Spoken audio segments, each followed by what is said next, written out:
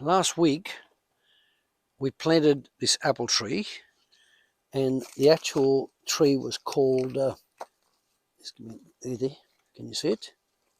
That's the name, James Greenway. Okay, that's the tree. So we planted that, and I paid about £55 for this, because what I liked about it, it was already proven to be fertile because the apples were growing on it, as you can see, right?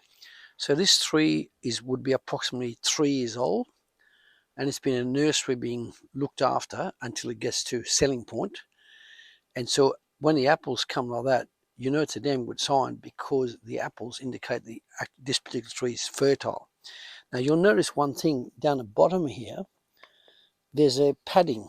You see there's a padding from the pot, there's a padding there, and I've put a bit of a pole here, and that's to stabilize the tree in the wind, because we get wind coming from this way and that way, and when the tree is young, it doesn't anchor the roots yet, so you don't want to be the tree falling over at this point in time. So that's why I've put this pole here with a padding, a bit of straw, so it doesn't hurt the actual trunk of the tree. Okay, so what we've got to do first is very interesting. Peter Bennett, who taught me agricultural organic gardening in Adelaide, South Australia, Peter always told me, when you're going to cut a tree, cut any tree, always use a bottle of methylated spirit and a clean rag and gloves. Okay, and watch what I do. You go like that, put a fair bit of alcohol on there. That's alcohol. Okay, it's a disinfectant. Okay, and what you do, this is my favorite secateurs, designed by samurais who work with the Emperor of Japan's garden, right? They designed this. This took about 140 hours of work. It's made of a special iron, and it's very, very sharp. It cost me quite a lot of money, probably about £150, but well worth it. You'll see in a minute how good it is. Now, that was designed by the samurais who make the swords, like that. Have a look at that. Amazing tool, right? I've got about 6 secateurs. That's my favorite. You'll see in a minute how sharp it is. So first thing you do, every time you're going to cut through that could have been used before, there could be some fungus on here. So what I do, I've got the alcohol on there, I do this. Can you see what I've done? I rub the alcohol on the blade where it's going to cut, both sides of the blade. That's the cutting edge, and that's the meeting edge there. So, and then I've turned it around the other way, and I give it a real good scrub here. Now that is now sterile, so it will now not transmit any disease from this tree or another tree like that. So first of all, I'm going to be secure. I'm going to seal the bottle, because we don't want that spilling anywhere, especially in an organic garden. So the bottle is secure, so put away. Now, what I'll do first, watch carefully. You have to be prepared to sacrifice certain things for it to grow even better. So when you grow an apple tree, or any tree for that matter, you need to remove the lower branches like that. Although they've got fruit in them, you've got to remove the lower branches to allow for compost to be built around the tree. Okay, you'll see what I mean in a minute. So what we'll do, we will leave these ones, we will leave these branches from here, say from here. Yep, we'll take, basically we'll cut all these branches off, this one, that one, that one, that one, and then we will leave these ones, you see, quite clear on the ground, and that'll be the ones that will take up, and that one will take off. So what you do, you get the blade this way, look, get a close shot of that, see, there, and you cut that. See that? Here it is, there's one. It's a bit of a sacrifice, but that's the way it is, right? Then I'm going to come this way, and I'm going to cut it flush like that. That's the second branch gone. Okay, and then the last two is this one. All right. Okay, and this one's got an apple, but you sacrifice it. And then we go this way, like that, and we will cut the branch flush like so. Okay, now, so that's the branch gone. Now, so we don't waste this. Watch carefully what I do. We don't waste anything. Now, you see what you do? You just use the secateurs, chop it up. You'll find laterally, there's a tree here. Laterally, I've dug a hole in the compost, 1 foot deep, and about 1.5 feet from the trunk. That's the trunk. 1.5 foot, I've dug a hole, okay? And I've dug another hole here. Now you're going to see what I do in a minute. So all these branches I've just cut are not tossed in the bin. They're chopped up like that, and they're lowered in that foot of compost. Okay, can you see that? Now, so in other words, you've pruned the tree, and you're giving the tree back its own food from there. So it is, and you just chop it up like that, and that's it. Now the worms will then feed on those leaves and branches, and you can see readily here. I'm going to take this off so I can keep my records. Now we know what it is. Okay, so I'll take that off. Remember the tree? Apple James Grieve. It's a lovely looking apple, as you can see, right? There's nothing better than an apple tree in your own backyard. Now, as you can see, what we've done now, we've pruned 4 branches. I'm going to give it a nice long trim. Here it is there. Better trim. It's got to be like right close up against the tree, like the trunk. Just give me a second. Now that's done. And then we do this one as well. You've got to keep it as close to the trunk, but not on the trunk. And then you do a little bit of cutting here. Now you'll notice what's happened now. From this point on, in fact, yeah, from this point on, there's an apple there, so I'd leave that there. And then all the rest got apples on them. But from here down, 4 branches have been sacrificed because we're going to put a bed of compost around the tree. And what this tree has been designed for northern climates, which means it's cold. But down we are in East London, it's warmer. But I still cover it with compost so that it can feed the trunk, and then therefore when the trunk's fed, the root system is fed, it then gives you fantastic apples. All right, so in the meantime, let me point something out. Can you notice how some of the leaves have gone yellow? Right, so after we've finished all the composting around it, we'll pick all these yellow leaves and leave only the green leaves, because the yellow leaves are diseased. So you don't need to see like this, eh? And what you do with that, you just pick it like that. Here it is like that. Pick the leaves. Pick all the green or the yellow leaves, and you leave the green leaves. You see that? And the leaves are not wasted. They are put in that 1 foot lateral that hole's 1 foot deep, and it's 1.5 foot to the trunk. It's distant. There's 2 holes there. Now, what I will do there later on, all the house compost, for example, banana peelings, chicken bones, oyster shells, anything that is compostable is put in our compost bin, which is in our kitchen, and then we will then, when the job's done here, we will then be putting this home compost. Well, it's not compost at that point. It's actually like residue, like I said, oyster shells, whatever. Even sardine cans that are silver you can use, and you put it a foot deep down. Now the reason behind that is that all the home compost you get, you put that on these 2 holes, and in due course the worms will be working the compost there and creating oxygen for the tree to grow faster. Okay, so what we do now, watch carefully, we'll get, just pass me that one there, pass the thing like that. Now I've already pre-cut this. Now a carton came with one of our parcels. This is wood. This is what we call this is wood. It was wood, and it's been made into a box. I've already pre-cut it, and I'm going to make like a surrounding wall around this trunk, so that I can put something in there to fertilize the tree even better. So what we do this. Can you see what I've done? So that's there. Here it is. There's a little cage like that. Okay, like so. And what I'll do, so the tree will fit in here. But so what I've done, watch carefully. There it is. I've pre-cut a bit down there so it's folding. Watch carefully. One goes like that. Okay, like that. You put this wood back to where it belongs here, and then that goes like that, and you bend it like that. Okay, like so. And then you bend that one like that. You don't make sure you don't bruise the apples. Like that. Okay. And then you bring it across like that. And then you bring it like that. As you can see now, we've got like a little cage. Can you see that? Little cage right up to that level. So that's about 2 feet. right? 2 feet from here to here. But can you see what I've done? The cage. Now, one of our friends is a builder. He goes and finds stuff from everywhere, and then a lot of people give him stuff he doesn't need, so he gives it to me.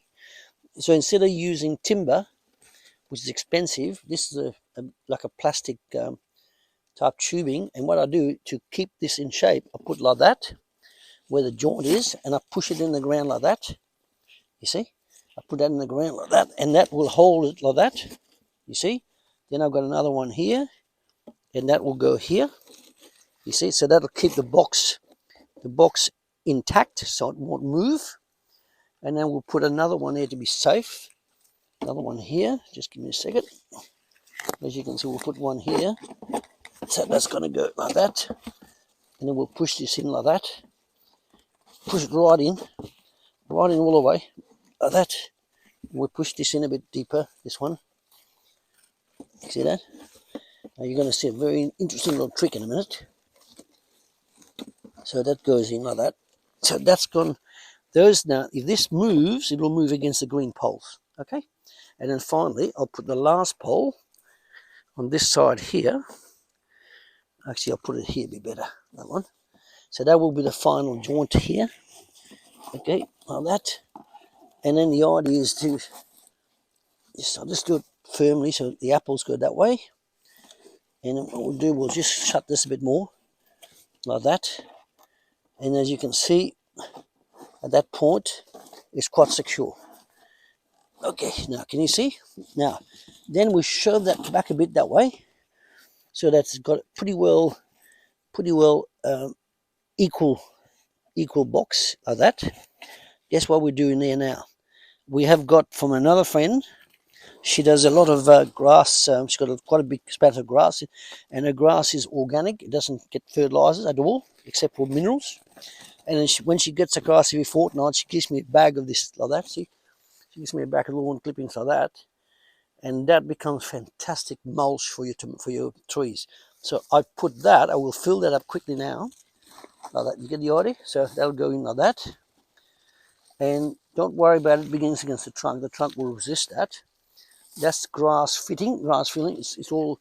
This is all organic grass. She doesn't use any fertilizer except minerals. So that's why I'm careful. Okay.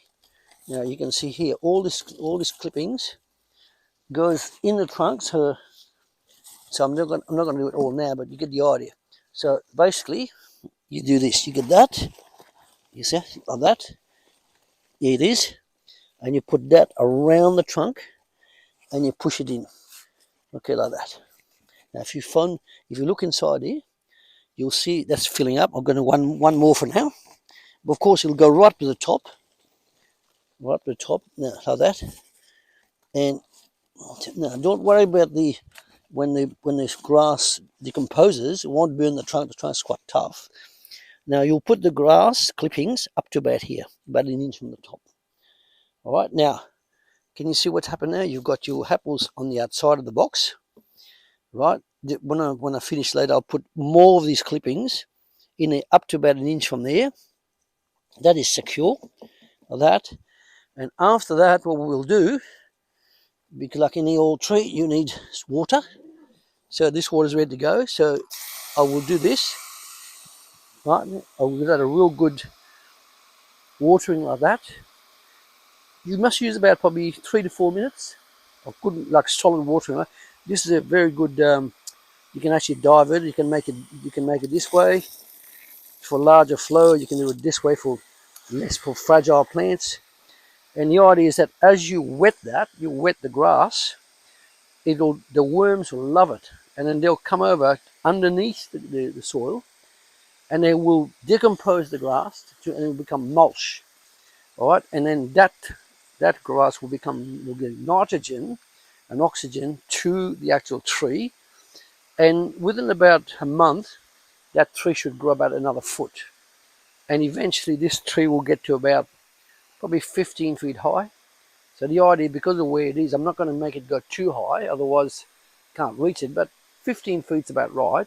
It'll probably go about 4 to 5 feet across, so I'll be keeping it narrow so it doesn't interfere with the plantations around it. Now if you look around here, where all this black dirt is, I'll be putting courgettes there, cucumbers and other things. At the moment, while I'm doing that, at the moment we've got carrots here. Have a look, carrots here. We've got Brussels sprouts looking very, very good. Brussels sprouts here. Brussels sprouts are very tasty with apple cider vinegar and olive oil. Now, I'll be putting more water shortly, but for now, watch what happened. You notice I've dug the hole. Remember that? Now that will be back. I'll be finishing later to take it right to the top, about, like I said before, inch up here. And you can see that's quite sturdy because you've got the poles around it supporting to the pill. Instead of it being open easily, it's now shut.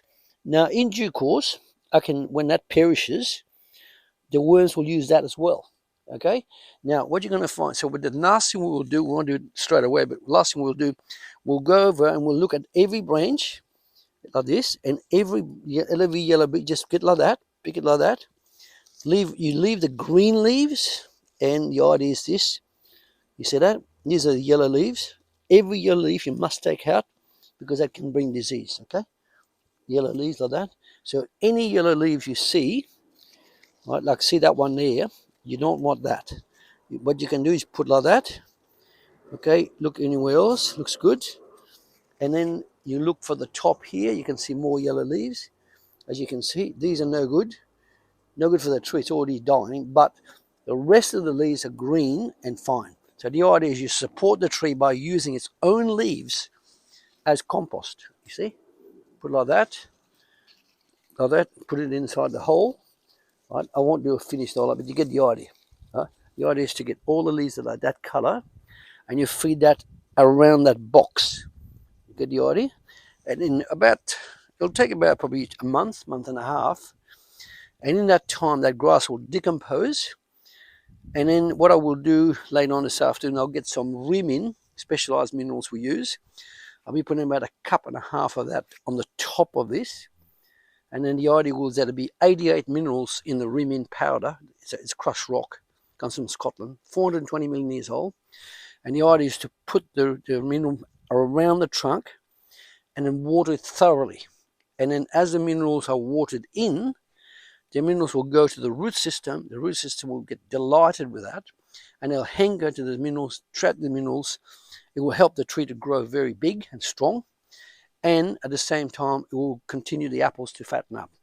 This little tree is 3 years old, so as you can see, it's got 2 here, 4, 9, 7, 9. It's got about 11 apples. Right? You don't want any more than that because the tree's young. So we've taken apples from the bottom, but we keep these ones, you see? And then these, you'll give us a nice little crisp apple about that bit. So there's about 10, 11 apples. You don't get greedy in the first year.